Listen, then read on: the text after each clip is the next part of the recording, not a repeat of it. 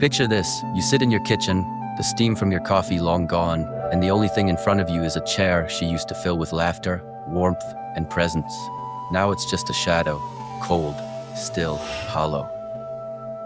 Brother, people don't realize this, but the heart has a biological blind spot. When something is always available, always there, always responding, the brain stops assigning it value. It becomes background noise. Like the hum of a refrigerator, you only notice when it stops working. You weren't losing her love, you were losing her attention chemistry. Her dopamine had stopped firing for you. Her curiosity stopped awakening. Your predictability killed the mystery that once pulled her in. And here you are now, staring at an empty chair, trying to understand where it went wrong. But deep down, you know, you gave too much in a world that romanticizes scarcity. You made yourself a home in her life, while she kept you in the guest room of her mind. Brother, that empty chair isn't empty because she left. It's empty because you were always sitting in the wrong place. Her comfort zone, not her priority. You walk into the room, and the whole world shrinks into a single cold blue glow, the light of her phone lighting up her face more than your presence ever did. Her fingers scroll slowly, her expression numb, her eyes locked on something you can't see. And that's the moment. Your heart whispers the truth your mind refuses to accept. Brother, women rarely drift suddenly. It happens quietly, like water slipping through your fingers. You don't notice until your hands are empty. When you become too available, too predictable, her mind stops craving you. Neurologically, novelty wins. The brain chases what feels new, uncertain, exciting. You think she's addicted to her phone. No, she's addicted to the feeling her phone gives her. Possibility, curiosity, the unknown, the very things you stopped being. You became comfort. She started craving chaos. And chaos always hides behind a screen. You look at her, but she looks at everything except you.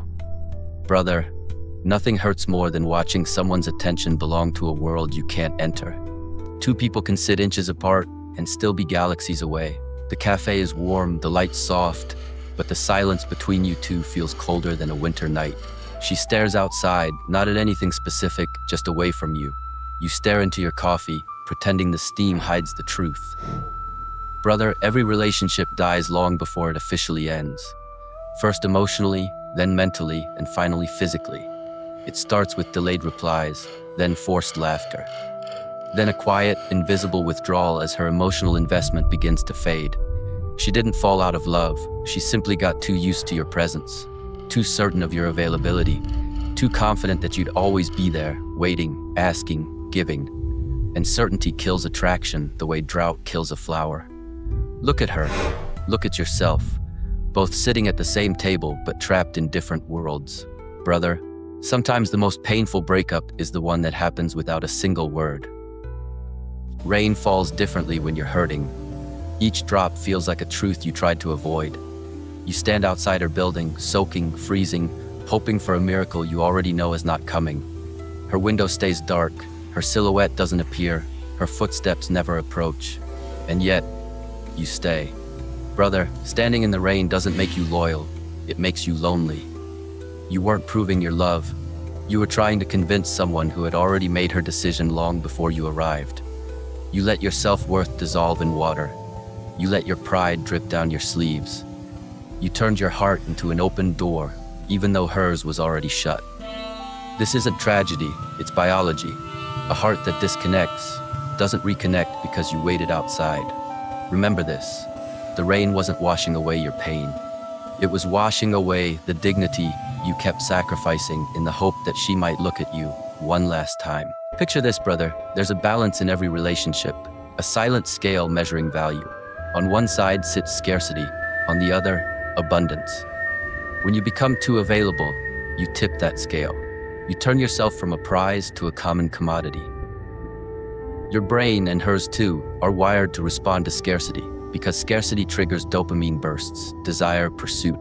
It's evolutionary, a biological imperative written deep in our genes. When you're everywhere all the time, you become the air she breathes, necessary but invisible. And in that invisibility lies your destruction. Imagine a marketplace, brother. Buyers are drawn to rare gems, not stones. And when the gem is handed over too easily, it loses its sparkle.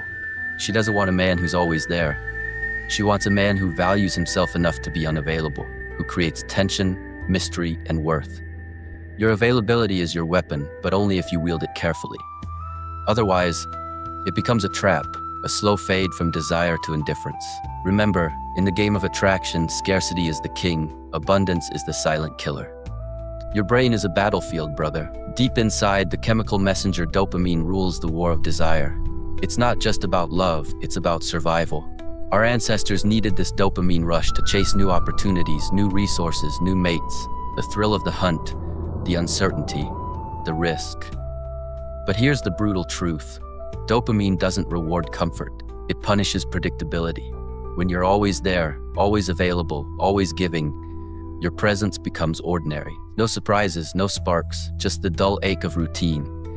You become a steady drip of water, comfortable, necessary, but easily ignored. Your brain and hers both crave the wild card, the challenge, the unknown. Because dopamine fires strongest when there's uncertainty, novelty, and tension. The dopamine chase is the core of attraction. It's the biological mechanism driving connection, desire, and obsession. And here's the catch. When you stop chasing, when you stop creating that tension, your reward circuits go quiet. Her mind starts to wander. Her dopamine starts to seek elsewhere. You become the man she no longer craves. Not because you changed, but because your brain chemistry betrayed you. Brother, the dopamine chase isn't cruelty. It's biology. It's the battlefield where value is won and lost. And if you want to win, you need to be the unpredictable, the rare, the challenge. Not the background noise. Emotional investment is like a bank account. Every conversation, every shared moment, every act of vulnerability is a deposit. But what happens when the withdrawals start? When the balance begins to shrink, not because you're absent, but because your deposits no longer feel valuable. Brother, this is the silent killer of relationships. When you give too much, too fast, without boundaries, she begins to unconsciously withdraw her own investment. Not out of malice, but as a survival instinct. Her mind recalculates the emotional economy between you. She notices that your effort is expected, your presence taken for granted, and slowly she stops investing because the emotional return diminishes. This withdrawal is quiet, a subtle shift in tone, a shorter message, a missed call, the slow retreat from connection. You might mistake it for indifference, but it's something deeper, a recalibration of value. The emotional mechanism is trying to protect itself from imbalance, from exhaustion. Brother, guard your emotional currency. Deposit with intention, demand reciprocity, because a bank account without balance leads to bankruptcy, and that's when love begins to die. You've been taught to be nice, to always be available, to accommodate, to suppress your masculine instincts in the name of modern culture. But here's the bitter truth your brain already knows deep down. Biology doesn't bend to social narratives. The hardwired laws of attraction don't negotiate with culture. Brother, society paints masculine distance as cruelty. Feminism champions availability as emotional openness. But the primal battle beneath all this? It's survival of the fittest at the chemical level. The brain craves challenge, value, scarcity. It seeks tension, not comfort. And this conflict between social conditioning and biological imperatives creates a silent war inside every man between what he is told to be and what he is programmed to be. This social conspiracy isn't a conspiracy of evil, it's a misalignment, a cultural echo chamber drowning out the evolutionary truth. Understanding this is your first weapon.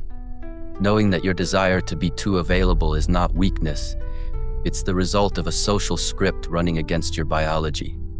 Brother, to win, you must rewrite your own code, not through compliance, but through awareness. Because the system wasn't built for your success in love, it was built for comfort, and comfort kills desire.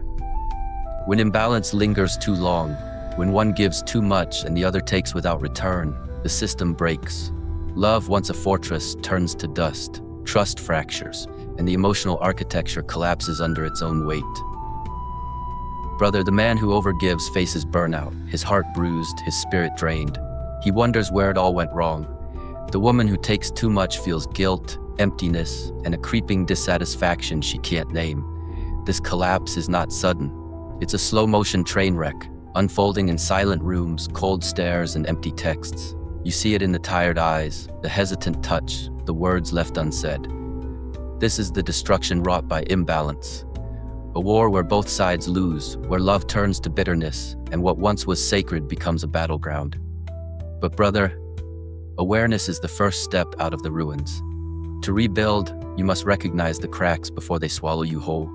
After the collapse, after the silence, after the emptiness, there is a way forward. But it's not through begging for attention, not through chasing what's slipping away, it's through mastering yourself. Brother, the solution is stoicism, a masculine awakening, to value yourself first, to create boundaries that protect your energy, to become scarce, not needy, to be a challenge, not a comfort. This is the framework of true power, not dominance or control, but self-respect. When you build your own purpose, when your worth doesn't depend on availability, you command respect, you ignite desire. Remember, women are wired to respond to value, not availability. Scarcity is not cruelty, it's the natural law of attraction. Your value is your strongest weapon. Protect it, nurture it, and watch how the game changes. Brother, the path isn't easy, but it's the only way out of the endless cycle of giving and fading. Master this, and you don't just survive, you conquer.